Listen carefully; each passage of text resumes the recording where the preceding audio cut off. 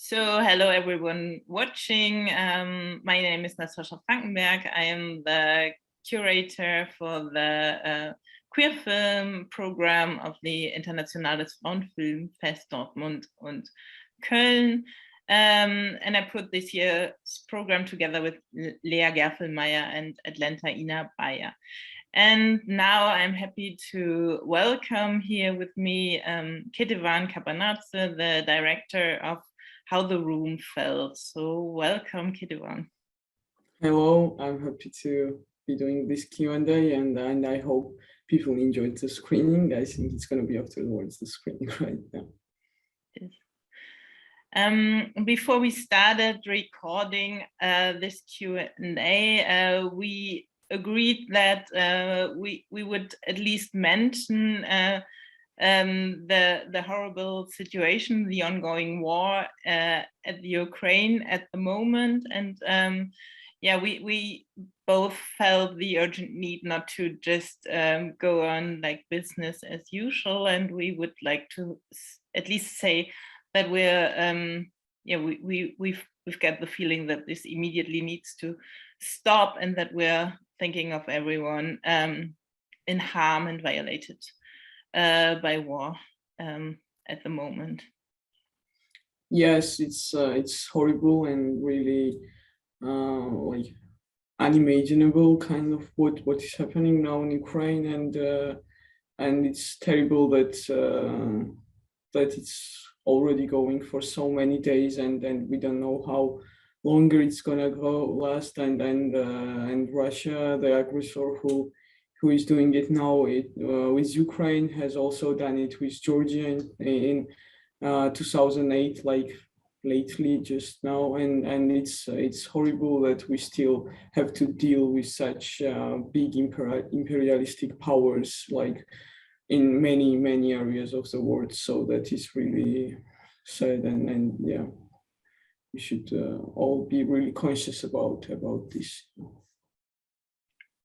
We should, and yeah, thank you for taking this time before we start the Q&A. I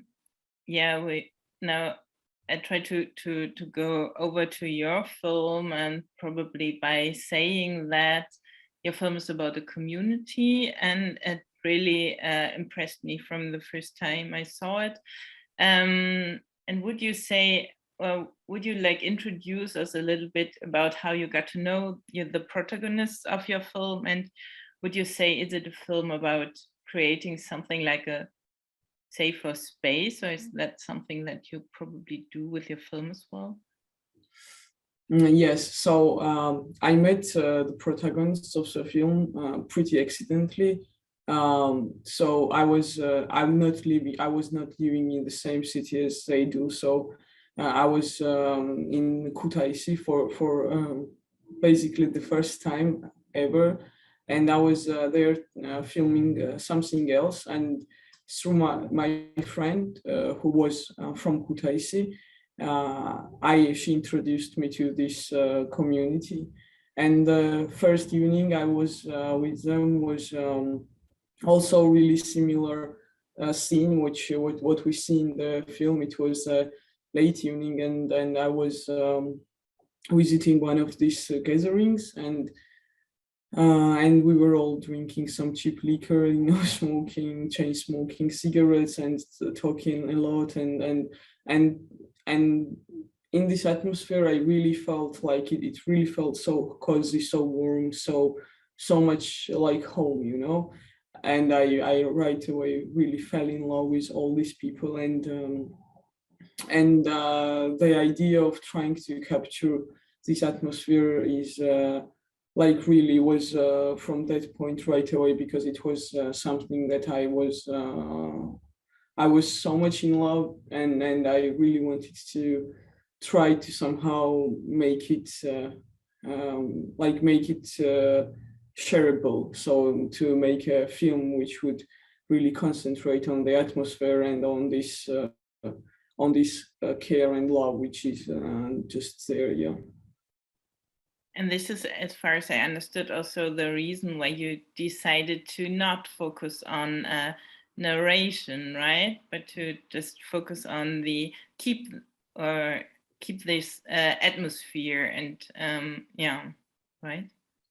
Yes, like I didn't want to like follow some story arc or to choose one person from the group of protagonists and like really follow just one character or like try to build up a classical like narrative arc because it was just itself their togetherness or this like sisterhood or this self-made family, however we describe it, was already a big story for me. Like also personally, it was really important to like be with them and to also discover myself as part of this atmosphere. So it was really really mainly about this, about just friendship and about just this caring and sharing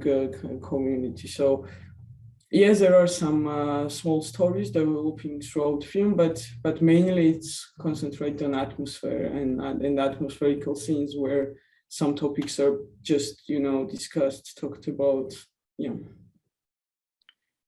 When we put together our program, I think your film was the first one that really convinced me that we should make it around stories about kinship that is not connected to family, about community, about other versions or alternative versions of closeness, of yeah, chosen family, like you said, and I think it really worked for me, like the way you also describe it, like that what your aim was. So so I was thinking how much of you is in this film, because you said obviously you're not visible, right? And at the same time, it's the kind of atmosphere you felt and you wanted to share. So how does that work as the filmmaker to be in your film and at the same time don't be visible? Yeah, it was like every time I was filming, I was of course I was there, and I was not just there behind camera. I was like constantly also interacting or drinking with them, just kind of staying out of frame, because then technically it would not work. But yeah, I would also totally put like would be the part of this community, and I am. And of course, without camera, there are many evenings that we've spent together, and we are continuing to spend, and we will do it in the future too. And yeah, like I think it's just I'm not physically in any frame, but it's something I would I am part of. Yeah. Yeah, thank you. And what I'm also maybe for a last question curious about, to hear more about the poem that you also that also gives the title for your film, the Audre Lorde poem, and the how the room felt. Can you tell us something how that poem came to you, and why it fits so good as a title for? Yes. So when I was thinking about the title of the film, of course there were like many ideas that maybe this would be, that would be, but none of them really fitted the idea. And Audre Lorde is an amazing poet, and she would describe herself, like self-describe as a feminist, as a queer, as a woman, as a warrior, and I really love her spirit. I love her poetry, and I think she's a really interesting figure basically. So I was here and there reading her poems. I had this book of her poems, and it was also the same period as I was really looking for title, and of course this was always in my mind, like this search of title. So I just once reading her poem, I just read this line, which is also in the beginning of the film, and it really felt like it was describing something I was also trying to describe, you know.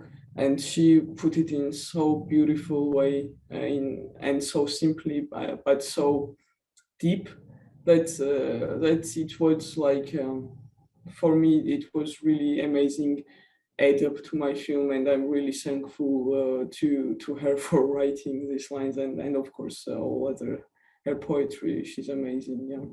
So yeah, this is how it happened.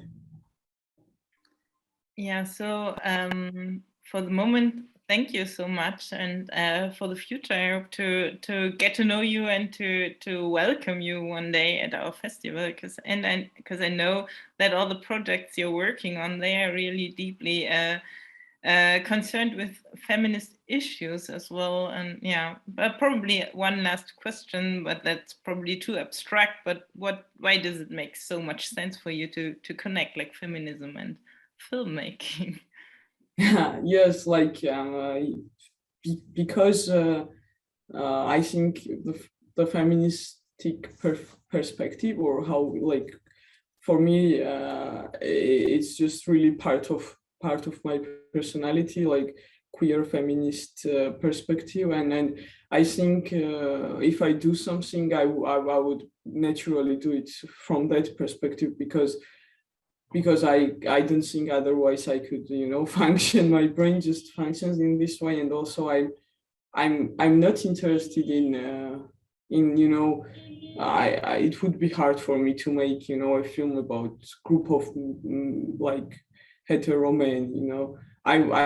I would not be able to work with them, and they would not be able to work with me, because maybe it would not, we would not have that much common understanding, you know. So as a documentary filmmaker, I really feel that it's that I should be doing films about people I love, and about people I respect, and about people I trust, and the people who could trust me, you know, because it's really a long and a hard journey, always trying to find right frames or right way of putting things.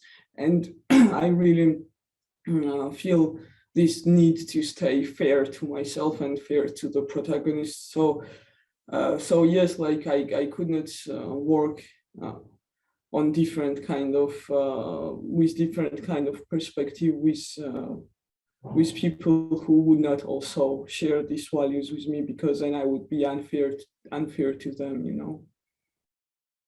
Yeah, I see. Thank you so much.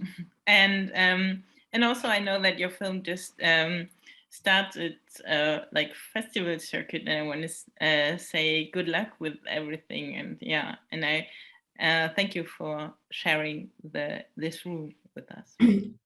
Yeah, thank you for letting the film also be at your festival, and I hope the audience enjoyed spending time with the girls, with the protagonists, and with the whole group. And thank you again for having the film. It's really, yeah, it's really great to spread it more. For me, I feel really happy that this is happening, and some more and more festivals are trying, like, taking this film on board. And yeah, that was basically the whole idea, to let the audience spend some time with these people, with this group of people, which I think have a great atmosphere around them. Yeah, They do. So thank you, and hope to see you soon. Bye. thank you, and bye.